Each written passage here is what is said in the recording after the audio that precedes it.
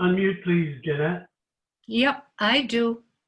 Since we haven't practiced this, it's going to be kind of interesting. But I'm going to start the music and all. Beautiful. But I have to keep my eye on who's trying to get in. So that's going to be a distraction. But anyhow, for everybody coming, we'll be back. I think I won't do an introduction of you because of this. I'll do an introduction afterwards. Sure.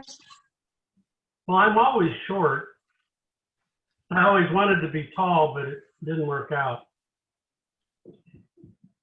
So anyhow,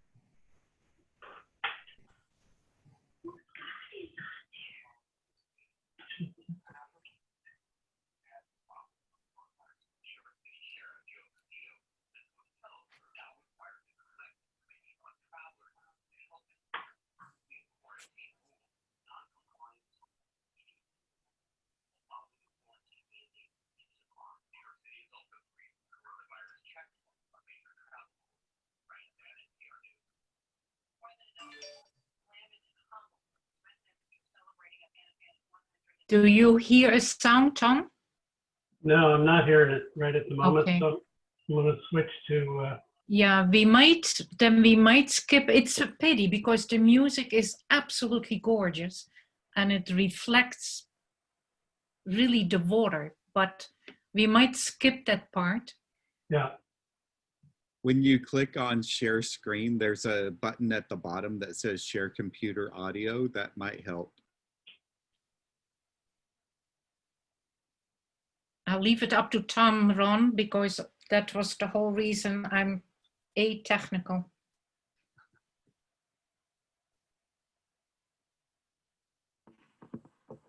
Some of you might know Debussy with La Mer, Reflections on the Water, because he is just from that same time period. Well, unfortunately, it's not giving me that choice. Okay. Okay. We might stop then with it, and then I can introduce, and we can keep this on, but it's only a fraction of the presentation. If you agree, Tom, and I cannot hum the sound.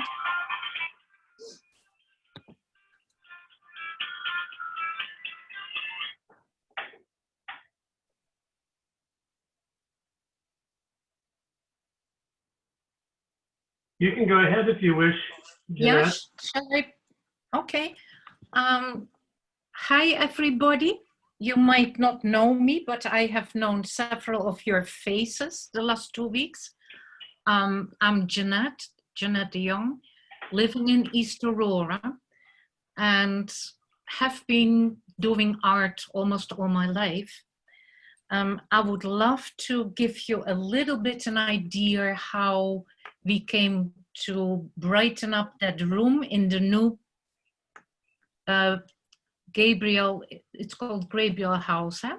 Yeah. In Chautauqua. And there are murals and pictures of the mural that I made for that room, and you can see it all throughout. Feel free to ask questions if you might have to get used to my accent. And I would love to start. I called this presentation A Room with a View. And I'm not familiar with Chautauqua at all, with the Institute. I only became familiar with it when Rachel Francis, and several of you know her, a frequent visitor to it, took me because they had asked in our church, that is the East Aurora Christian Church, they asked for some help, some cleaners. And it's almost a joke that I joined her because cleaning is far from my skills. So I went there, and when we were there, we got the tour in the new house. And Tom took us down to what is called the playroom or the multi-purpose room. He took us there on a tour. It was still wet. I could still hear the cement was still drying. And standing in front of 2 beautiful windows with a view on concrete that was 4 feet almost, from the windows, Tom said that he needed someone creative to maybe brighten up that concrete wall. And Rachel pointed to me and said, oh, here, you have one. She can do that. And she had a point. I have done many murals for the Children's Museum in East Aurora, Explore More. So I promised to think about it. I baked that weekend. They needed a baker, what was so much better for them than when I would help cleaning. And when I went home, I started to think about this and researched what paint and the price of paint and the type of paint on concrete would be. And I went to a very good store. They have wonderful stuff. They don't pay me to tell it. Sherwin-Williams. And the paint for concrete is pretty expensive. And I was thinking about the situation. It was long, narrow strip where you had to stand. Access to make a mural straight on the concrete meant you had to climb through a window. The 4 feet is not really huge to paint like 8 feet high because it was long and narrow. And also, I could not control the weather conditions. So I started to really hesitate to take it on and do it on the spot. In the museum, I did many murals, and most of them were on plywood. It was all interior plywood that we used, and the paint that we used was acrylic paint. So it was not with the exterior wall paint that was required for this job. So I studied a little bit what was needed for this type of mural, exterior paint and everything. And I also thought already, what would I do to paint what's seen or would be a good idea to have on this concrete wall. And the first picture you see is one of the murals I did, and these are 8 by 4, I think. They're fairly large. I painted murals about Yemen years ago, when Yemen was not in the tragic war it is today. And to show people, children and visitors, a different culture or a view. Usually realistic painting is for me better than the fantasy, because that might wear off fast. And thinking about for this mural, I thought if I do realistic painting, it would be so much better. And what better than when people book for a hotel room and they ask, give me a room with a view. So what would the view be in this multi-purpose room down in the basement? And I thought it should be Chautauqua as it is, especially the lake. So I tried to paint a lake view of the Chautauqua Institute area as it is looking there during the peak time, from May till, I think it is till October. You have visitors there. I tried to do the weather as if it was what I said in the peak time, from May to October, not a fall thing, because that would not be realistic when people would visit at the midsummer and you have a whole fall scenery out there. So it will be a subdued, summery picture of the Lake Chautauqua with some iconic things. My other problem was I had not painted a lot with regular wall paint. Instead of, I used always acrylics. You can see that in the Yemen picture. And Tom, if you would like to go to the Brazil one, I was used in the museum to use, and this is a very large one, also 8 by, it's only part of a huge thing. This was the Brazil rainforest when the rainforest was still in its peak, because unfortunately, again, that is not the case today anymore. But the vibrancy is possible with all your vibrant acrylics that I could use, even on that large scale. So I went again to the store and I tried to get a good feel what kind of paints they would have for exterior painting, and at the same time allow me a little bit that idea with painting with acrylics. And they were fantastic in their service. They had a paint that you can add your own acrylics to if you need it. So I went for exterior paint that allowed me to mix in with my own acrylics. And that would not be too far from some brilliant colors that I was used to have. And then the focus of the whole mural to me was the lake, because I have the feeling, and you all can unmute yourself if you want and tell me if I'm right. If you go to Chautauqua Institute, you might probably like to see the lake at least once when you're there. So what I started to do first, it was a lot of prepping, 16 panels back and front, you know, to get that prepped for exterior painting.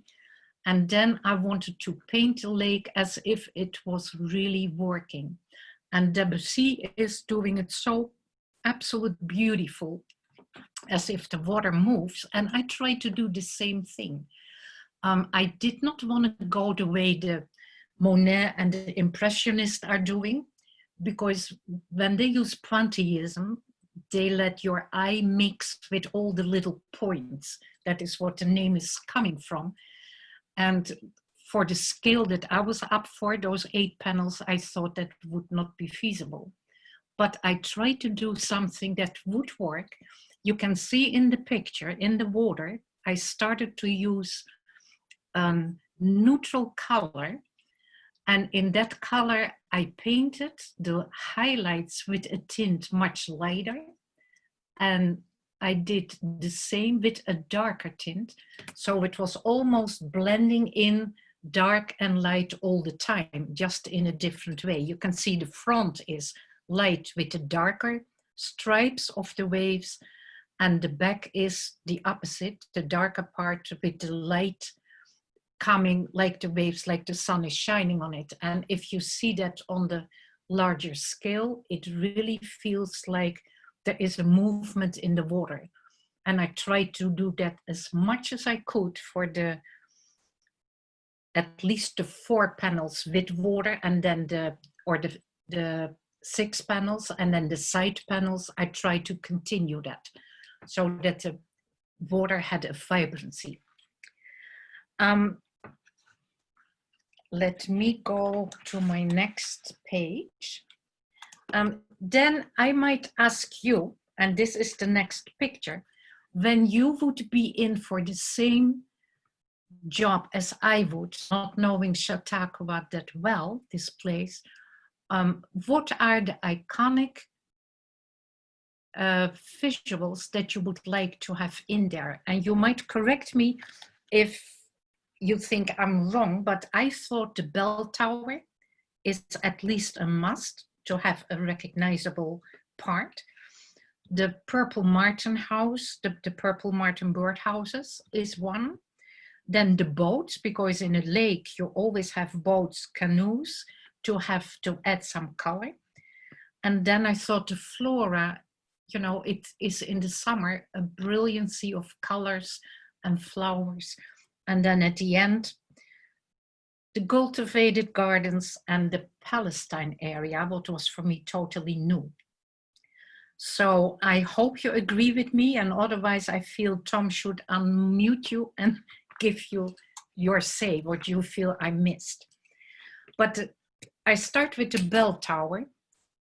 What I learned from that, it came across that first weekend that I was there, it came across as something familiar.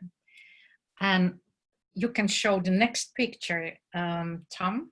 This is maybe a building you don't know, but this is Berlage, the architect, same era, same style, and he built this Amsterdam.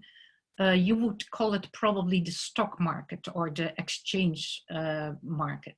This is the Beurs in Amsterdam. And it's the same style. It has the same idea. You can show the next one if you want, Tom. That is a very familiar place to me because I was born in The Hague and I went often to the Gemeentemuseum. This is one of the modern looking musea with fantastic collection of the 20th century art. And it's all Berlage, the same person. What is the familiarity? I learned because your tower, the bell tower, is the same as what Berlage did. It was a Renaissance revival. And I suddenly understood the whole concept, what Chautauqua Institute was about. It has also the connection with East Aurora, where I live. And Tom, you can do the next one. This is Michelangelo. And this is the across from the Roycroft campus in East Aurora. Same era, or slightly later maybe, but turn of the century, and that's not this century, but last one. I feel old suddenly. The Roycroft also was for the revival of Renaissance, and it has the same feeling as Chautauqua. So by focusing on at least a bell tower as part, even a tiny part, in the whole mural, it gave me an idea of that I understood what Chautauqua Institute was about. What is a nice detail, the bell tower, it was in the, I think you all know that way better than I do, the North Italian style. They call it campanile. It got her 3 bells in 1967 from a company that was the forgery. It was Petit and Fristen, and they were from the Netherlands. So I thought, okay, it felt really close to home. So that part about the bell tower, that was a must to have in this mural. And I planned it already, but I did only add it at the very end because otherwise it would be too obvious. The other one, the second iconic item is to me the purple martin birdhouses. I have never seen that. Tom, you can show that one. That one is a part of the mural. I have never seen a purple the martin bird, nor the birdhouses they had there. And that was really intriguing. So I thought that should be part of the mural. Also, the color was white. It was there and it was almost not there. You can see the purple martin on one of the branches down there, even when it is a little bit oversized. These birds were for me unbelievable beautiful because you cannot catch their color. They look black and they look purple. It's just depending what the light fall is. So I really enjoyed this a lot. You can see more wildlife. I think gulls were there. And I did do, and maybe it's not totally correct, but I like to have a water bird that was just doing some stuff, what I expect in a lake, a bittern. And if he is not or she is not supposed to be there, forgive me, but it's part of the mural. You can see the monarch there as the other animal that I don't know about you. I haven't seen any this year. And I thought if I paint it, at least we are reminded there is a beautiful butterfly like a monarch. So this is about the second iconic thing, that is the purple martin house. And then I wanted to show canoes because they bring a different type. Instead of the softness, you have the colorful parts of the canoes. And I think I have, Tom, the canoes on the rack. Yeah, I liked it because I did several white ones because it will not be too much brightness in color, because I still feel it has a beautiful bright hue, the whole picture, but I liked it also to be slightly subdued as it come across. So you can see the canoes there. It gives the idea of sun, and yet I had it clouded also because, and this is simply the Dutch sentiment in me, it's always overcast there, and it gives you so much more idea about water and shimmering and shine. You could see already in this picture the flora, the part of the flowers that you could see in the wild. This is not a finished one. You can see some parts I redid, or because they are still left white. You can show the next one, Tom, if you want. Yeah, you can see here the flowers and the vegetation that I did see in Chautauqua Lake. The lake here shows more of that shimmering with the lines that I did, you know, dark and light. I think the sailboat in the distance added to the whole thing, to the depth. And you can see in the front, not so much the cultivated gardens, because there are plenty there and they have gorgeous flowers. But what happened, Rachel took me on the grounds, and I think, Tom, that Katie, your wife, talked about a beautiful area where they had redone the vegetation to prevent, I think, the water stabilizing the soil. And they added a lot of wildflowers there. And I tried to catch some of the flowers that you had, you know, that would help against erosion. What I did not know, but this year, right before the COVID or during the COVID period, 1,500 people in the area here listened to an absolute gorgeous lecture. It was by Doug Tallamy. Maybe most of you might know his name, and he had a book, Bringing Nature Home. And it was such an eye-opener for me that bringing native plants to the right area will have so much more for biodiversity than we think. And so many people really took it to heart, and there is a whole, I think, movement here in East Aurora for native plants. I don't know if you know that, but he talked about pollinators that seem to be drawn to native plants first before they visit cultivated plants. And it all has to do with, I think, the size of, you know, the pollen and what is inside the flower. And I thought it was beautiful. If you want to know more, I will have the title, and I can give you the title in the chat. So what flowers were there? I noticed that there was purple, and later I learned it was wild indigo. Tom, you might do the next one. You can see there parts of it, wild indigo. There were a lot of white and white looking bushes. There is also, I did that more for the mural than for any other thing. There is a wild variety of morning glory. I think they call it bindweed or bindweed. So I tried to do a soft type of vegetation, and yet also something that was realistic. You can go to the next one, Tom.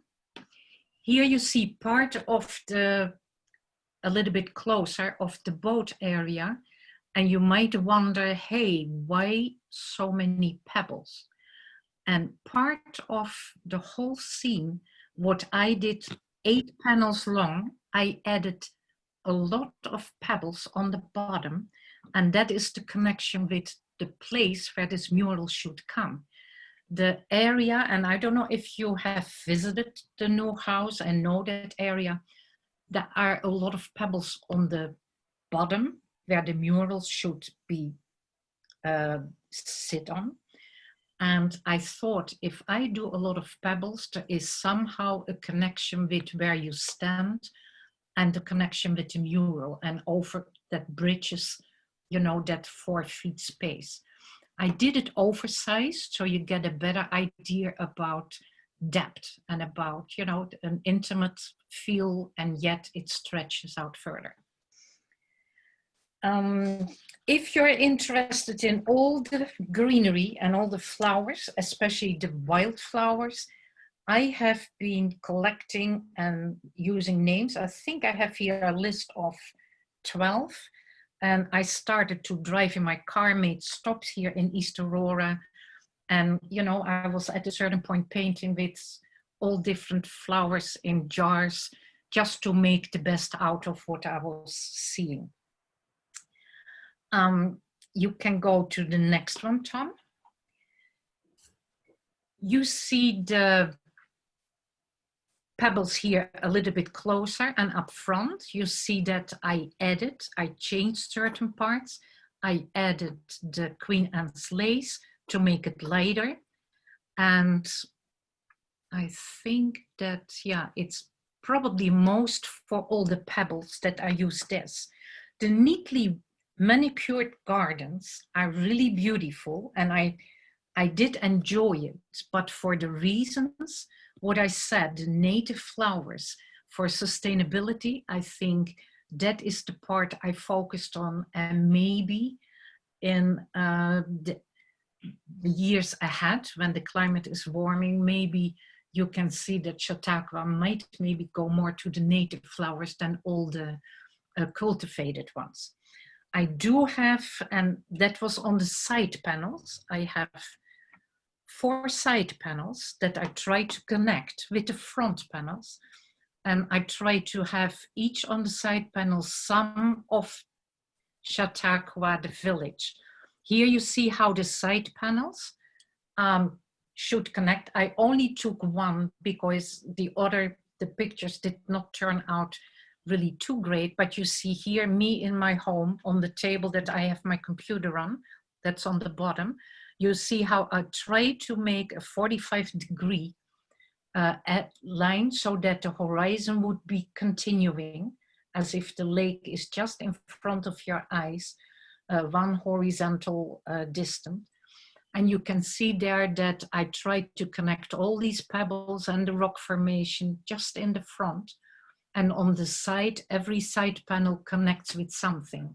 This side panel connects with that strange area that I had to learn and look up the name. You call it the Palestine garden.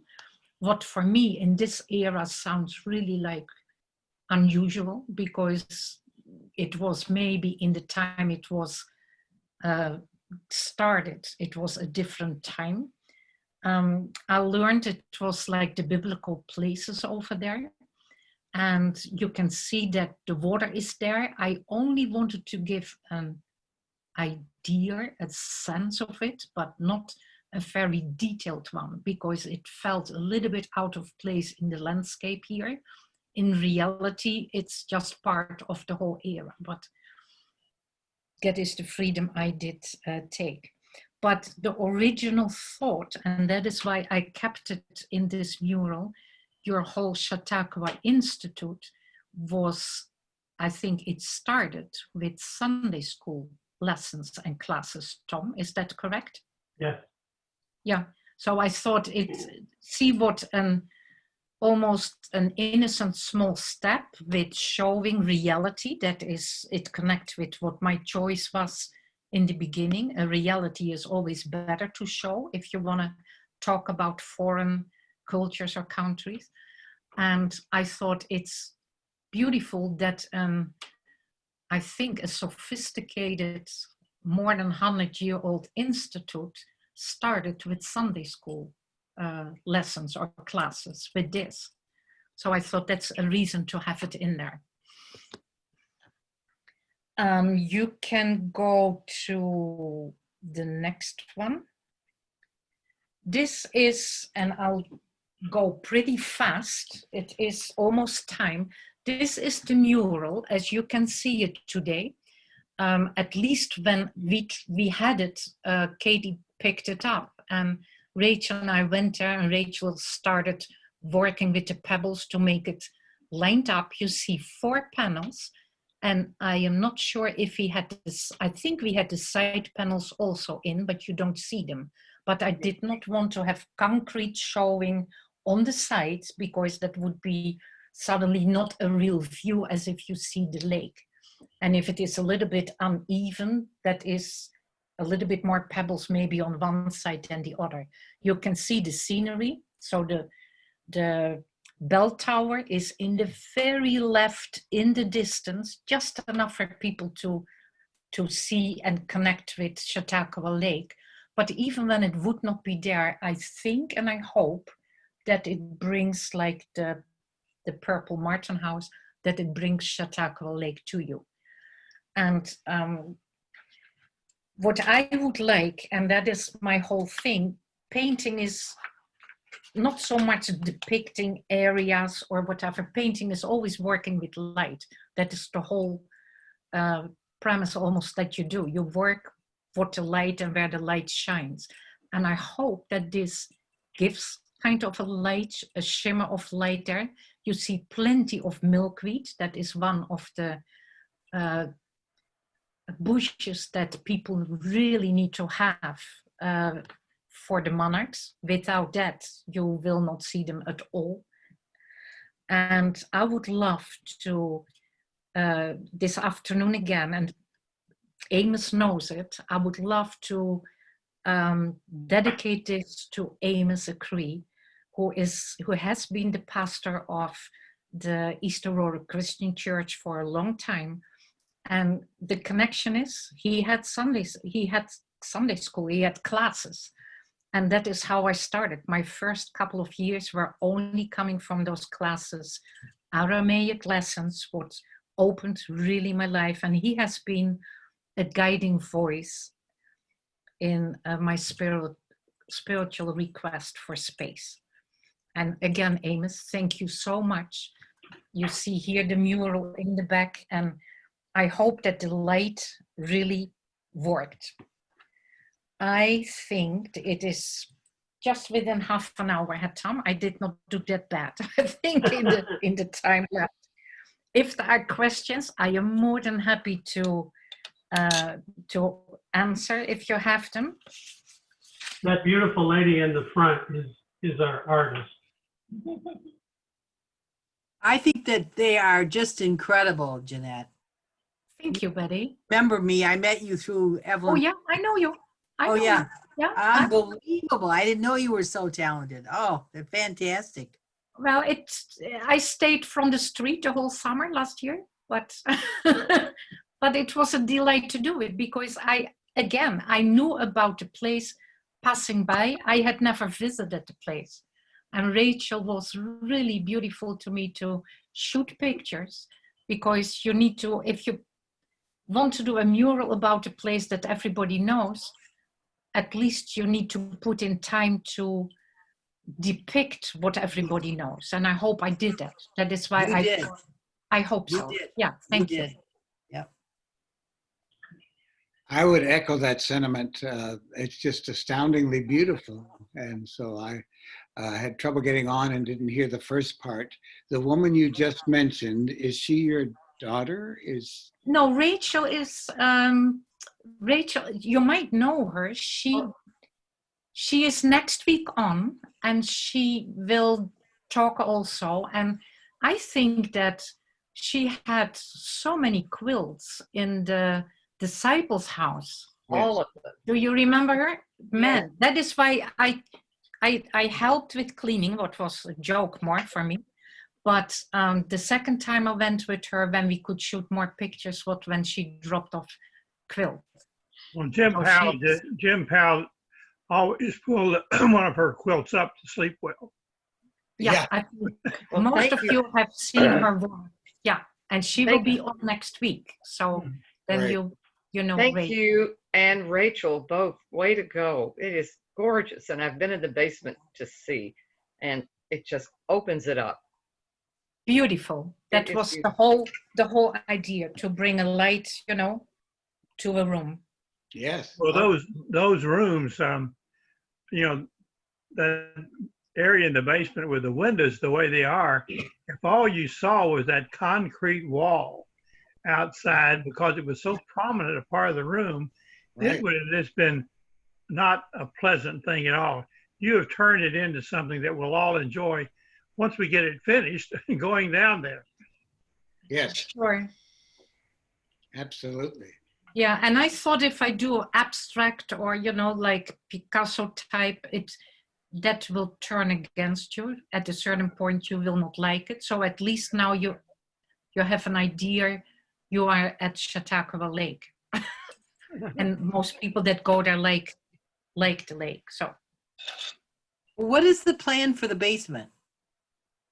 It's going to be a multi-purpose room, be available for presentations, for rainy day playroom, for meeting rooms if we're having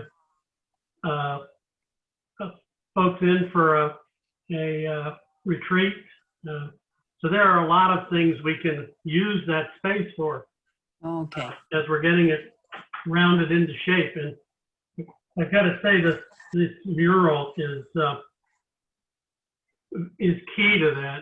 It really makes the room just pops when you open the door from the stairwell and you look, and all of a sudden you're looking out onto the lake. It's amazing. Great. I think it's such a tribute to Chautauqua, and I hope the larger Chautauqua community will get to see it as well at some point. Maybe have an open house for it or something someday in another world. Yeah. Yeah. Yeah. Yeah, we're all hoping for that other world, aren't we? Yeah. I wonder if the newspaper would be interested in covering it. Mm. And, Oh, I think so. I've talked with them about it, and they are wanting to. yeah, and the quilts also. Yeah. Well, the windows are now framed in the basement. It really looks nice with the woodwork finished. Great. So we're just thrilled that it's there. And I think the walls in the basement will be painted the blue that is upstairs in the dining room, living room. So that'll go nicely with the mural too. I think that blue color. Great. And I thought, because I know that there will be escapes there, is that the right word? Yeah, Going the- there, but the, I thought, The window on the left, as you look at it, is a Yeah. fire escape. And a fire escape. How you they've call now it, yeah. put And I in the, thought, hey, the ladder out, so that we're going to have to work with that.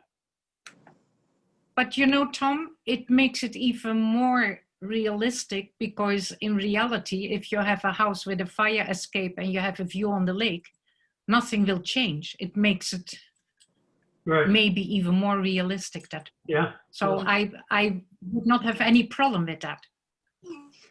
Right. Well, yeah, I'll invite you over when I'm up there, and we can see how it all fits together and work it out. I'd So like that's also- perfect. Sorry, I Tom? walked over you, Tom. Tom, Yeah, if I could give a plug for next week's talk, sure. it's not just the quilts. So I'm trying to connect it also to the Green Chalice program that our church has participated in, and so Right. I called the talk "Sleeping Under Recyclables." Okay. It's kind of a funky connection, but it's going to be both about the quilts and about saving the earth a little bit at a time. Great. Great. Is that a Tuesday? I'd like to call on Rick Hall to speak to us for a couple minutes to wrap us up.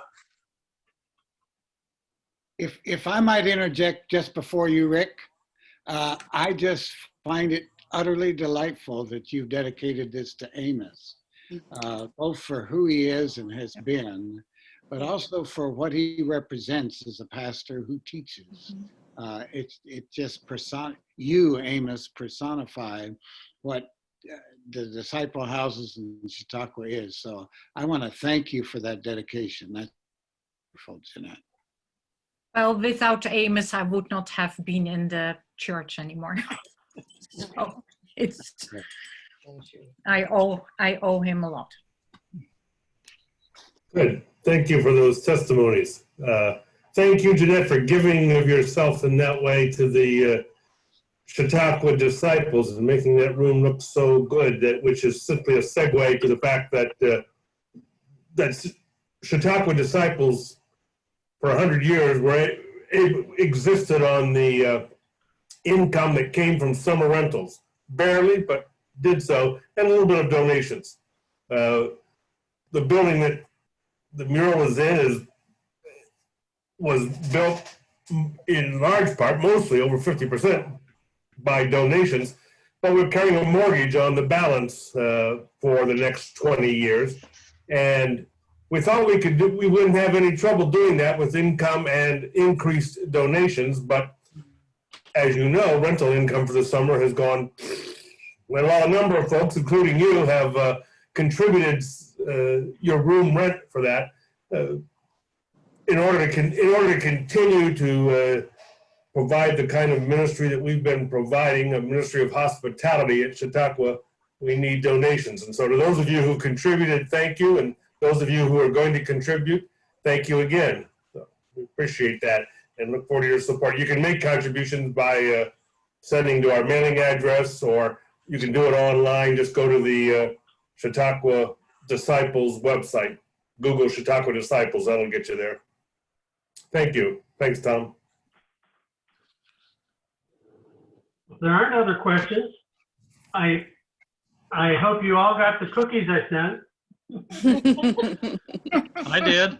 Okay. So okay, is the good. next one the same time, same day? Yes. Yes, same. We have two more planned, and someone asked today about sent me an email asking about getting access to these. One of my plans is that these 5 presentations from this year, and then going forward, all our presentations on a regular basis will be made available on our YouTube channel. And I just got the editing software ramped up so that I can get them ready for presentation. As soon as that happens, I think in the next invitation that goes out next week, I will have the link to get to our website or our YouTube channel, and then you can see any one of these over again. But also in the future, we have a lot of wonderful presentations made during the season. Most people are only with us for a week or two, and they miss out on a lot of those. So having all of these presentations available on our channel will mean that you're never excluded.